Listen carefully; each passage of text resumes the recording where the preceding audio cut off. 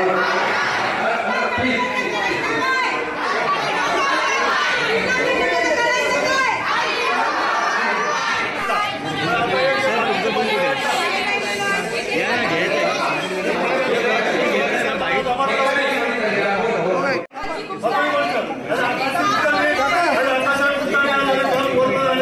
आम्ही 30 वर्ष बाहेर असताना त्यावर कोण नाही आला, त्या पण मंत्री ना मंत्री, पण आज पोलिसांनी मला सपोर्ट केला.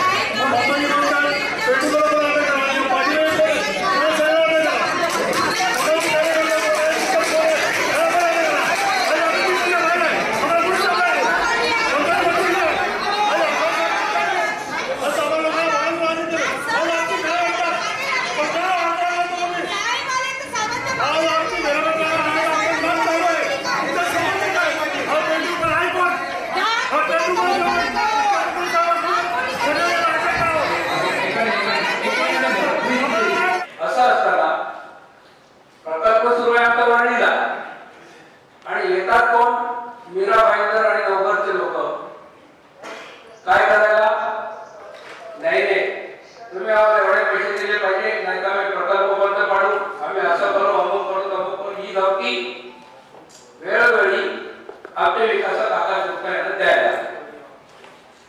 मग काय करणार?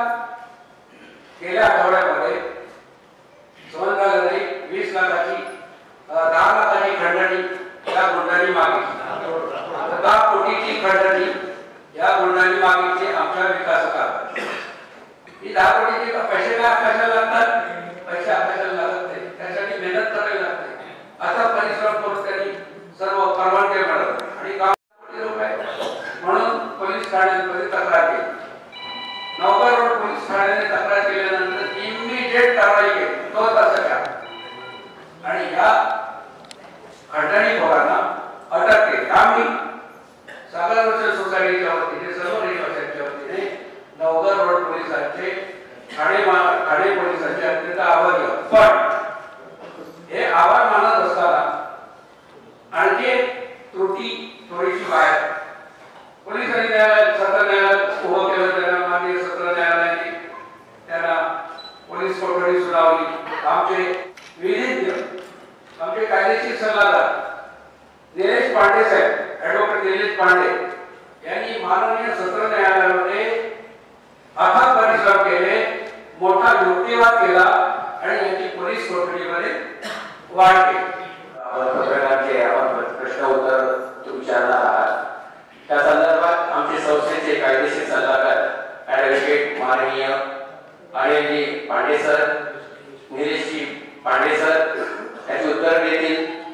तरी मी पुन्हा एकदा असं सांगू इच्छितो की आता बाजूला जे बसलेले आहे सागर दर्शन सोसायटीचे चीफ प्रमोटर अध्यक्ष आहेत आणि मी स्वतः चैतन्य साई जनता पालनी सहकारी गृहनिर्माण संस्थेचा मुख्य प्रवर्तक चीफ प्रमोटर आहे आणि हे सर्व बाजूला बसलेले ते सर्व प्रसार माध्यमांना यामध्ये एक्स्टॉर्शनचा गुन्हा नवघर पोलिसांनी नोंद केला असून मॅटर जे आहे तपास जो आहे त्याचा उत्कृष्टरित्या नवघर पोलीस ठाणे करत आहे.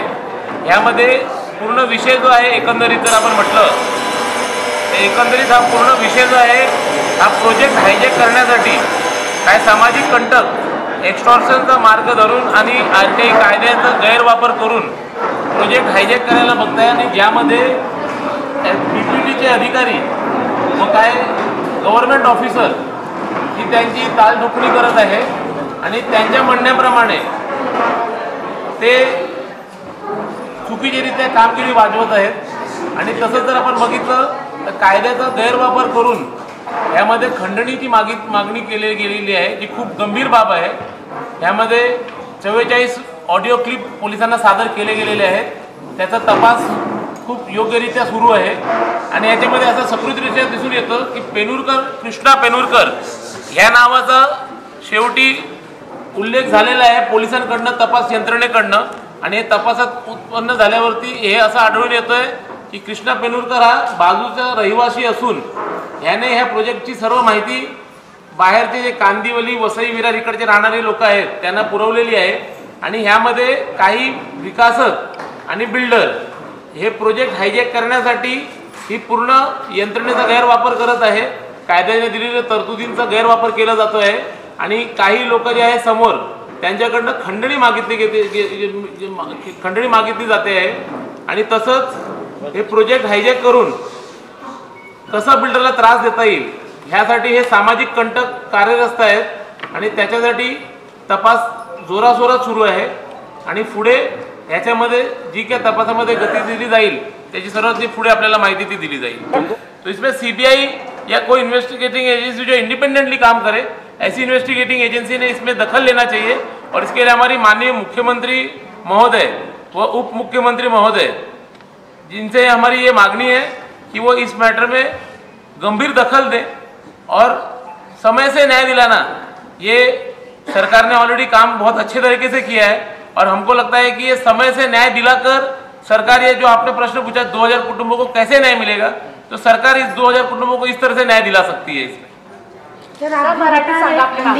खंडनी कितने की खंडनी मांगी जा रही है? खंडनी बारंबार मांगी गई है, जिसके ऑलमोस्ट 44 के करीब ऑडियो क्लिप जारी की गई है। पुलिस को ऑडियो क्लिप दी गई है। 10 करोड़ से लेकर 1.5 करोड़ तक की मांगनी की गई है। हमारी एफआईआर आपको बता देगी कि इसमें 1.5 करोड़ की लास्ट उनकी डिमांड थी, जिसमें 15 लाख रुपए की पहली इंस्टॉलमेंट लेते हुए उनको पुलिस ऑफिसर्स ने रंगे हाथ पकड़ा हुआ है और उनको वहां पे जगह पे सबको रेड हँडेड अरेस्ट किया हुआ है। सर, याच्यामध्ये टोटल एकूण आरोपी किती आहेत?